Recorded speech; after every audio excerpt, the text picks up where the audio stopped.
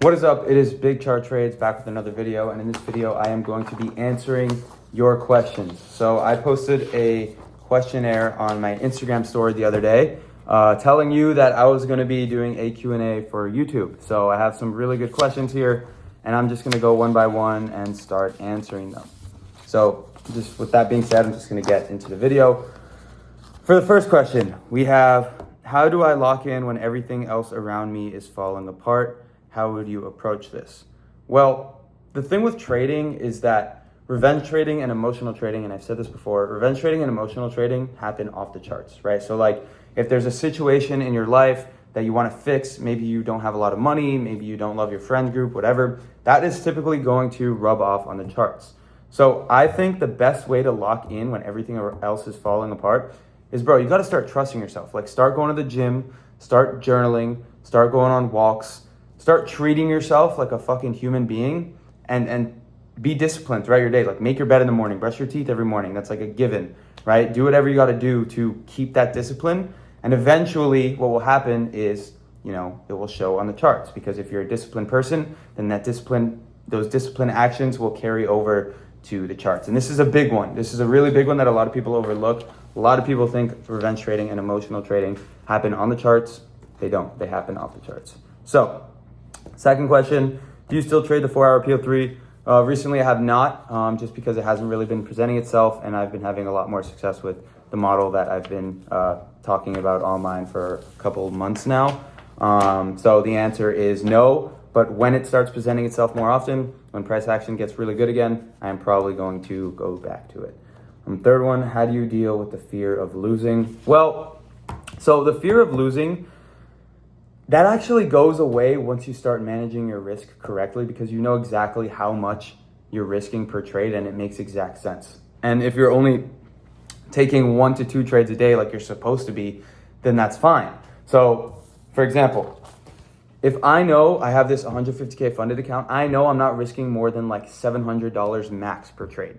Okay, so if I lose a trade, I'm fine with losing a trade, because my next trade is going to make back that loss. You get me? If I set my stop so that I lose $700 no matter what, and if I'm targeting 1.5 to 2R, the next day or the day after that, whenever I have a win, it's going to make back that loss and more. But that's why it's so important to follow your rules and to not stray from your actual strategy, because your strategy is what's keeping you profitable. Once you stray from it, then you can lose $800 in a trade, and then the next trade you take, you only make $400, and then you're still down. That's because you strayed from your strategy. If you're sticking with the same strategy and you're managing your risk correctly, targeting 1.5 to 2R per trade, right? Risking 700 to make 1,400, risking 700 to make 1,000, whatever, that is fine. You'll be on the right track, right? The fear of losing goes away once you actually start following your rules, because you know that even if you do lose a trade, if you have a losing day, you're going to be fine, because you're not an idiot. You're not going to blow your account. You're past that part of trading. Okay. How to overcome fear of entering a trade when your setup appears. Okay. So like I just said, it's sort of the same answer. When your setup appears, you're going to take it no matter what. So if you're scared to take it and you don't take it and it hits your TP, then you're going to feel like shit. If you take it, and even if you get stopped out, you won't feel like shit, because that's your setup. And you would take that trade 10 times out of 10. That's what an A+ setup is, right? So like even if you get stopped out of an A+ setup, that's still an A+ setup. Like you would take it. That's bad price action, whatever, right? But an A+ setup is an A+ setup. And that fear goes away once you realize that you take that trade every single time. So it's okay that you lost, because it's not your fault. You get me? It is your fault if it's not your setup and you're just taking a trade to make money, then it's completely your fault. Okay, before your first payout, did you ever have that gut feeling like you're almost there? Yes, 1,000%. So way before I got my first payout, I would think that I'm almost there, but I would still fuck up and it would set me back a ton. So what I mean by that is, like, I would think I'm almost there because I'm following all my rules, but then one day out of the week, I'd go on tilt and I'd blow everything. And that day would fucking set me back. So like I had that gut feeling like I'm almost there, but I knew that day was preventing me from being there. So what did I do? I fucking locked in, and I realized that I can't be doing this if I actually want to be profitable. If I want to get that first payout, I cannot be letting one day affect my whole week of gains. And so I accounted for that. I locked the fuck in. I started journaling, started thinking about, how my life is off the fucking market, off the charts, and I fixed it. And then I got my first payout. But that gut feeling is very real. And if you have that gut feeling, that means you're just around the fucking corner and you might need to tweak like 1 or 2 things, max. What was the hardest barrier in psychology to overcome and why? The hardest barrier to overcome was that split-second decision. And I still haven't overcome it. Like, it happens sometimes. It happened to me like 3 weeks ago when I blew my funded accounts. But the hardest barrier is that little micro decision that you make in your head where it's like, oh, I didn't deserve that loss. I want to take another trade to make that back. Because that's exactly when the revenge and emotional trading starts. And that's when that fucking horrible cycle of blowing accounts, that's when that all starts. So if you can get that small little split-second decision, oh, I want to make back that loss. If you could get that to go away, then you're golden, bro. You're actually fucking golden. But that was definitely the hardest barrier for me to overcome in psychology. And it definitely took the most self-reflection. And like, I had to realize what my goals were with trading to overcome that, if you get what I'm saying. Okay. I want to know that when I start using new thing, don't understand that question. Is there ever a time I should take a trade even if it's not part of my trading plan? Absolutely not. Absolutely not. The answer is no. I want to know that when I start using, okay, what are the days to avoid trading? So I usually don't trade on a no news Monday, or if I do trade, it'll be very light size. The day before, or the AM session before FOMC is horrible. I don't trade that. And then the day before CPI and during any sort of live speaker, like when Powell speaks during FOMC or if Trump speaks, I'm not trading. But that's it. I really don't like avoiding trading days because sometimes you could still catch really nice moves. But you need to be able to identify what conditions are probable and what conditions are not probable to trade in. So like if there are no PD rays or if price is just sort of trading sideways, there's no clear draw on liquidity, then I wouldn't really trade. Just because if there's no draw on liquidity, I don't know where the market wants to go. But typically, if there's a simple draw, if price has a clear direction that it wants to trade in, if price has a clear direction that it's trading in, I will trade probably. Dealing with missing setups you're not sure about but played out. Bro, I mean, if you miss the setup, you miss the setup. Like, you can't cry about it, bro. Like, honestly, you can't cry about it. If you missed it, you missed it. There's infinite opportunities in the market. There's going to be infinite more setups that you could take. But don't beat yourself up about something that's stupid. To be or not to be? Definitely to be.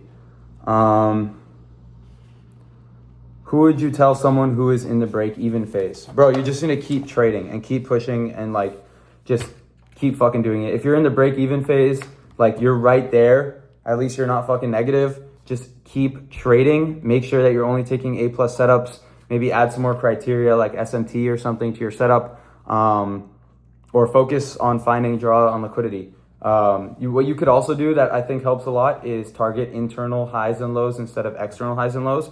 So instead of making your trade like 100 points to hit your TP, your trade could be like 30 points or even 25 points. And that's fine, right? Because your win rate will go up. And that's what I would say to get out of the break-even phase. But if you're in the break-even phase, you're right fucking there, bro. Like, you're actually right there. How can one fix their psychology of not being scared to be wrong? How can one fix their psychology of not being scared to be wrong? I mean, you can't be scared to be wrong. Like, if it's an A+ setup, it's an A+ setup. You get it? Like, it's super mechanical, right? If the confluences are there, then you take the trade 10 times out of 10. It's a good trade. If they're not there, then you don't take the trade. But there's no reason to be afraid. I mean, you're in control 100% of the time. So, like, if you're over trading, that's an issue that you have to solve internally. Same with revenge trading and all that stuff.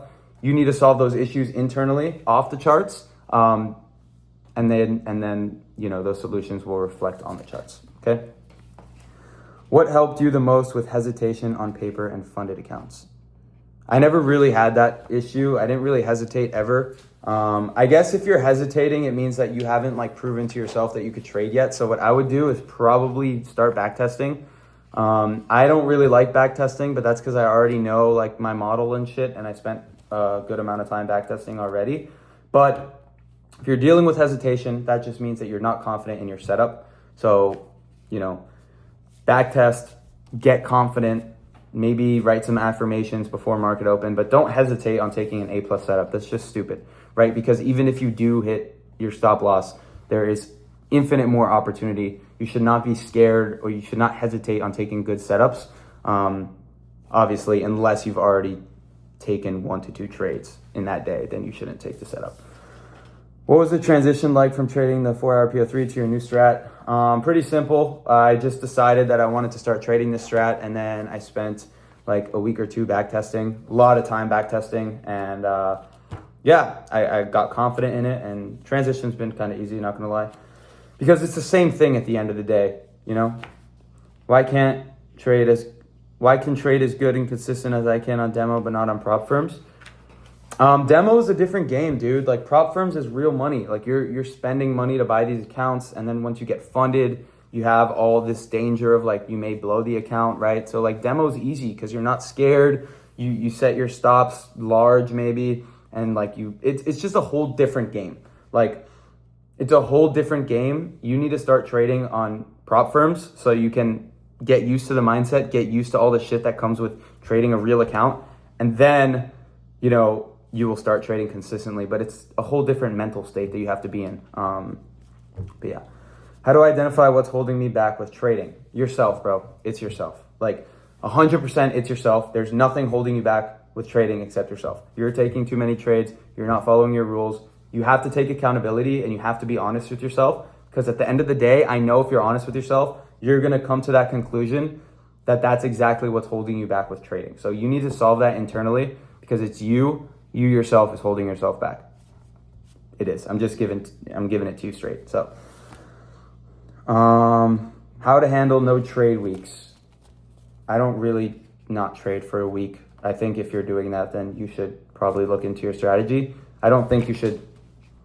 No trade weeks. I mean, bro, there are multiple days in a week. Like, just trade, you know? Just focus on finding a clear draw. If there's a clear draw, then you could trade.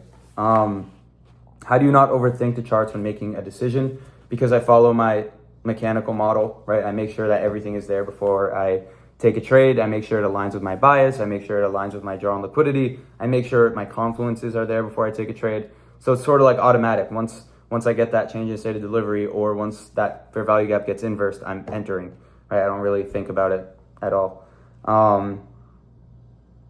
Yeah, and then this guy says, and not fucking blank myself because of charts. Don't do that. Just don't do that. That's it. Patty the Batty said that. So these were all of the questions. I think I did a good job at answering all of them.